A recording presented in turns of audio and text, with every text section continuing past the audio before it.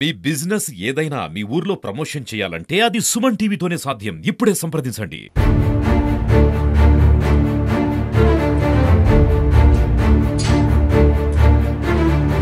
Welcome to Suman TV. నేను మీశ్వర్ కొక్కంటి.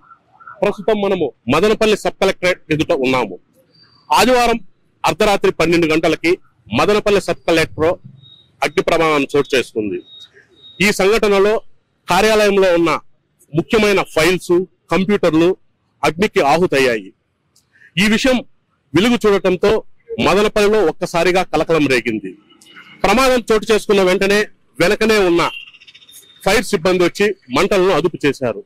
అయితే ఈ ఘటనపై రాష్ట్ర ప్రభుత్వం తీవ్రంగా స్పందించింది.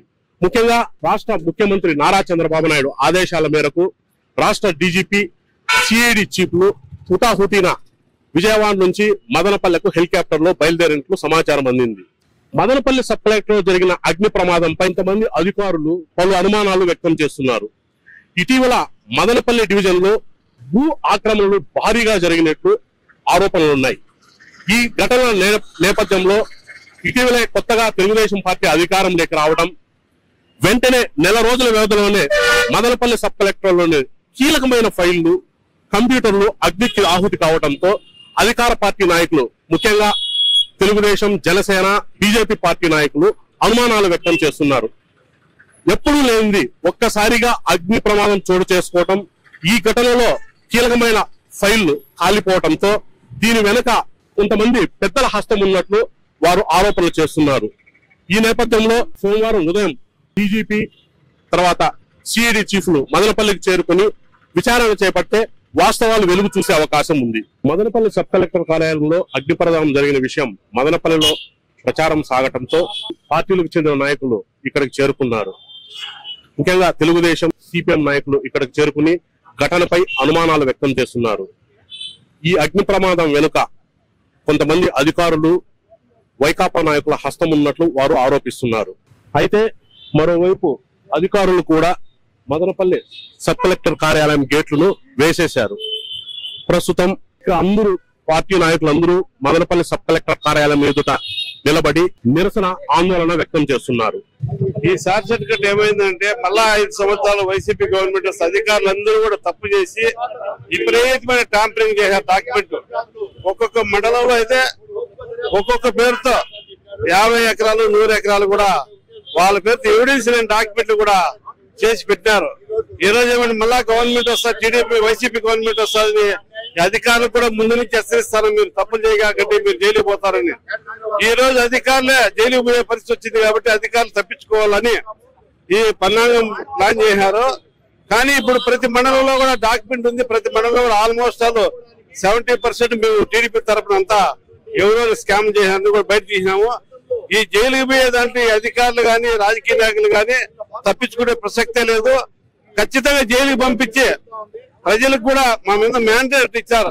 ఈ భూ కబ్జాల నుంచి మమ్మల్ని గట్టనేస్తారని కూడా ఈ ప్రజలు కూడా మమ్మల్ని ఆశించి ఓట్లు వేశారు. కాబట్టి వాళ్ళకి న్యాయం జరిగే వరకు ఎటువంటి పరిస్థితి ఏ అధికారినైనా వదిలిపెట్టే ప్రసక్తే లేదు. ఖచ్చితంగా జైలుకి పంపించేది గ్యారెంటీ. ఇప్పుడే డీజీపీ గారు, డిఐజీ, ఇంటెలిజెన్స్ వాళ్ళు కూడా అందరూ కూడా ప్రత్యేక హెలికాప్టర్లు వస్తారు. కాబట్టి అందరూ కూడా రాత్రి 12 గంటల వరకు కూడా ఇక్కడ కొంతమంది అధికారులు ఇక్కడ ఉండి అగ్గి పెట్టేసిపోయినట్టు కూడా కొంచెం ఇన్ఫర్మేషన్ ఉంది. కాబట్టి ఖచ్చితంగా దొరుకుతారు దోషులు. వీళ్ళకి ఖచ్చితంగా జైలు మీద గ్యారెంటీ. ఈ రోజు వీళ్ళు చేసిన ఫైల్ కాక సామాన్య ఫైలు 100 సంవత్సరాల పైన ఉండే ఫైల్ కాల్చేసారు. బ్రిటిష్ సబ్ కలెక్టర్ ఆఫీస్ ఇది. కుప్పం నుంచి, బంగారుపాలెం నుంచి చాలా మండలాల్లో ఉండే ఫైళ్లు సామాన్య ప్రజలు కాల్చేసారు దుర్మార్గులు. ఈ దుర్మార్గులు మళ్ళా బయటకు రాకదా జైల్లోనే చనిపోవాలి, కాల్చిన వాళ్ళు కదా అటు శిక్షించాలని కోరుకుంటారు. Sub register office, MRO office అన్ని మండలాల్లో కూడా ఎంక్వైరీ చేపిస్తాము. అందరినీ కూడా జైలుకి పంపించేది గ్యారెంటీ. ఎవరో రైతులు కోల్పోవాలి, రైతులు భూములు ఇప్పించేదానికి మాత్రము చంద్రబాబు నాయుడు ముఖ్యమంత్రి గారు చర్య తీసుకుంటారని కోరుకుంటాం. షార్ట్ కూడా జరిగేదానికి సార్ ఈ రోజు ఒక తంబలపల్లి మండలంలో, తంబలపల్లి నియోజకవర్గంలో దగ్గర 2000 ఎకరాలు చేశారు.